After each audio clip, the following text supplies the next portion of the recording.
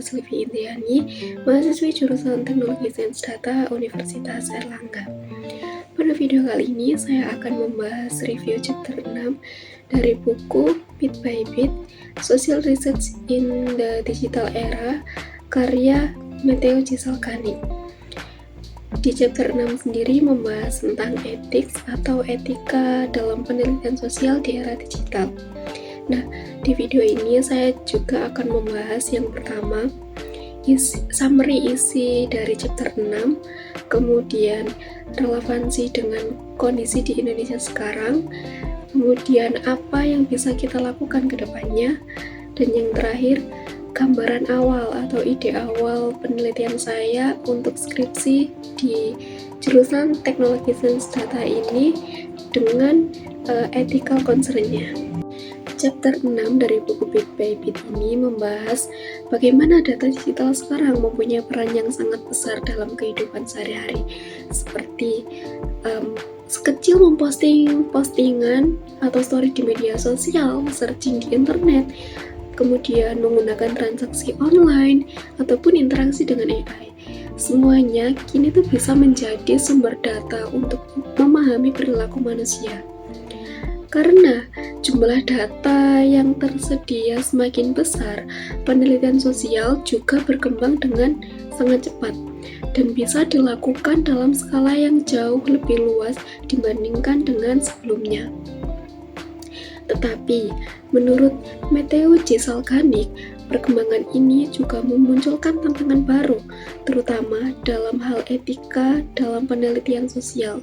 Semakin banyak data yang bisa diakses, maka semakin besar juga tanggung jawab peneliti dalam menjaga privasi dan keamanan individu yang datanya digunakan sebagai responden. Di chapter ini menjelaskan bahwa perkembangan teknologi seringkali lebih cepat dibandingkan aturan hukum maupun standar etika yang telah ada. Akibatnya, banyak penelitian digital berada di area abu-abu. Secara teknis bisa dilakukan, tetapi belum tentu sepenuhnya etis. Salgani kemudian memberikan 3 contoh kasus di dalam chapter 6 tersebut. Kasus pertama yakni Emotional Contagion Experiment dari Facebook. Facebook memanipulasi timeline pengguna untuk melihat apakah emosi bisa menyebar melalui media sosial. Nah, masalahnya, pengguna tidak tahu bahwa mereka sedang dijadikan sebagai bagian dari eksperimen. Dari sini muncul pertanyaan penting. Apakah sebuah penelitian tetap etis jika dilakukan tanpa persetujuan partisipan? Kasus kedua yakni Thesis, Size, and Time. Penelitian ini menggunakan data Facebook dari mahasiswa Harvard yang dianggap sudah anonim. Tapi ternyata identitas beberapa pengguna masih bisa ditebak melalui kombinasi data tertentu. Hal ini menunjukkan bahwa anonimisasi data tidak terlalu menjamin keamanan privasi. Kasus ketiga yakni Encore Study. Penelitian ini mencoba mengukur sensor internet di beberapa negara tanpa pengetahuan pengguna internet yang terlibat. Kasus ini memperlihatkan konflik antara manfaat penelitian dan potensi resiko terhadap partisipan. Dari beberapa contoh kasus yang diberikan oleh Salgani juga memberikan 4 prinsip utama etika penelitian.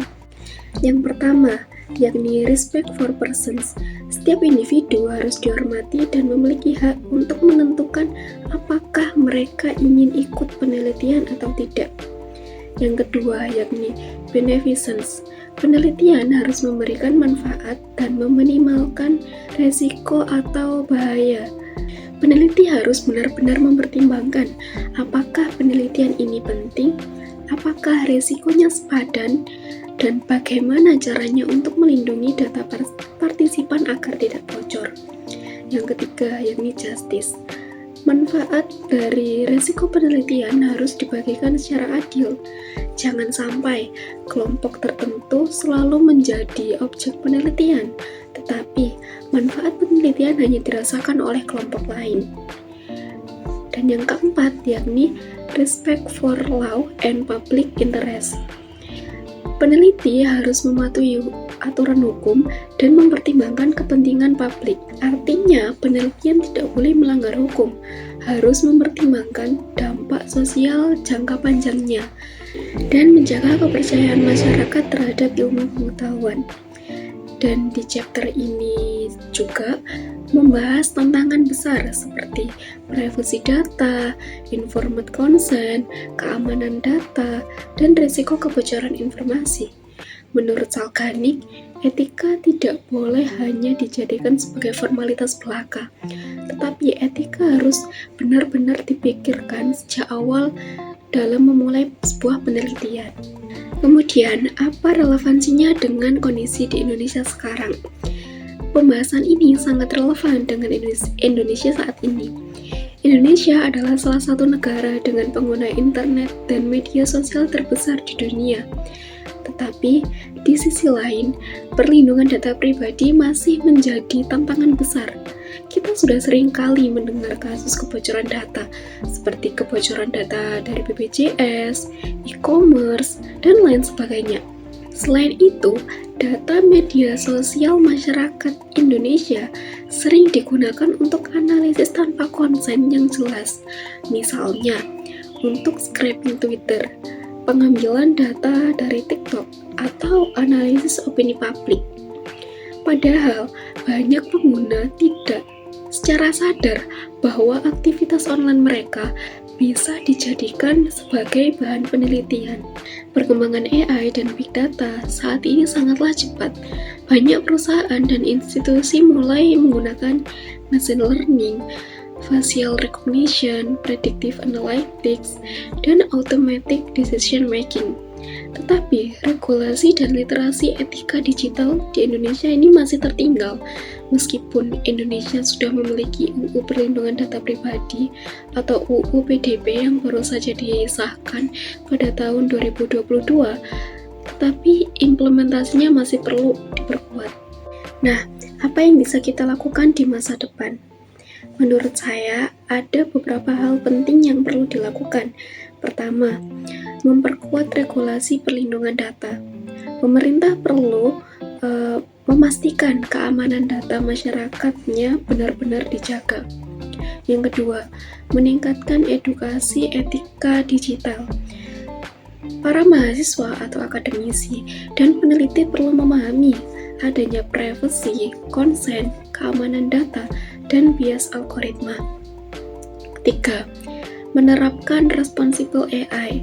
Pengembangan AI tidak boleh hanya fokus terhadap akurasi model, tetapi juga harus memperhatikan fairness, transparansi, dan dampak sosial.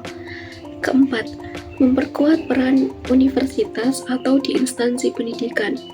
Kampus-kampus atau instansi pendidikan perlu mengajarkan etika data science secara lebih serius, karena teknologi tanpa etika dapat menjadi sangat berbahaya. Untuk ide awal penelitian skripsi, saya tertarik membahas fenomena fear of missing out atau FOMO, khususnya yang berkaitan dengan kebiasaan midnight scrolling pada mahasiswa.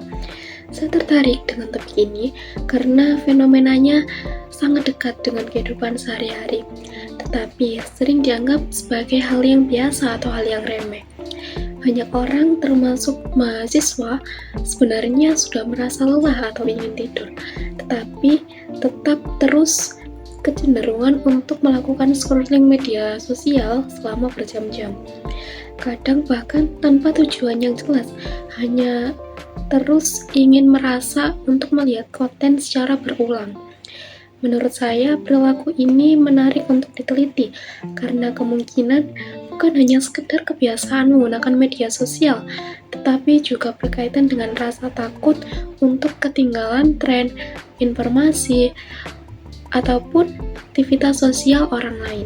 Secara garis besar, penelitian ini akan mencoba melihat apakah terdapat hubungan antara pola perilaku digital tertentu dengan indikasi FOMO pada mahasiswa. Beberapa perilaku yang kemungkinan bisa untuk dianalisis seperti durasi penggunaan media sosial pada malam hari, frekuensi membuka aplikasi secara berulang, kemudian kebiasaan untuk scrolling sebelum tidur, serta pola interaksi terhadap konten tertentu. Untuk metode penelitian sendiri, saya berencana untuk melakukan pendekatan data science yang dikombinasikan dengan survei secara sederhana. Data perilaku digital nantinya bisa dianalisis menggunakan beberapa metode seperti correlation analysis, clustering, atau classification.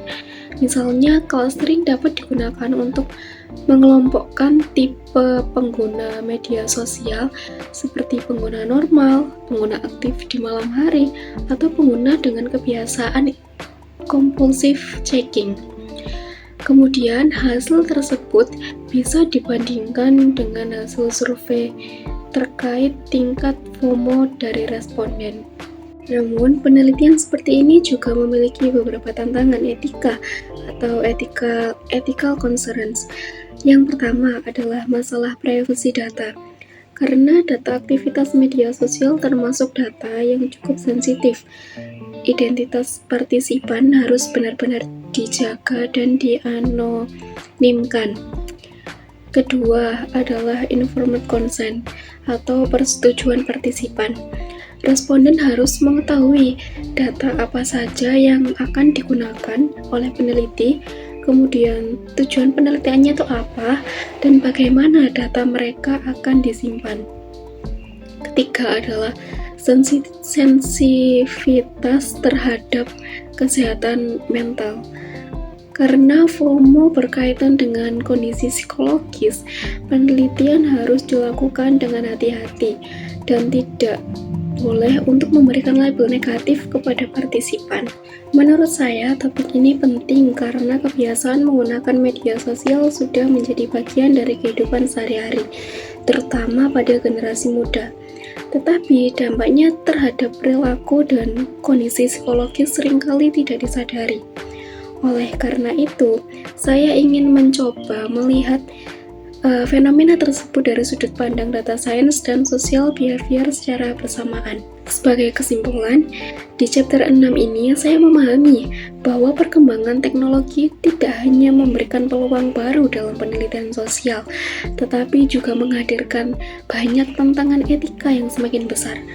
Sebagai mahasiswa data science, menurut saya penting untuk kita tidak hanya fokus pada teknologi dan juga analisis datanya saja, tetapi juga memahami bagaimana data tersebut digunakan secara bertanggung jawab.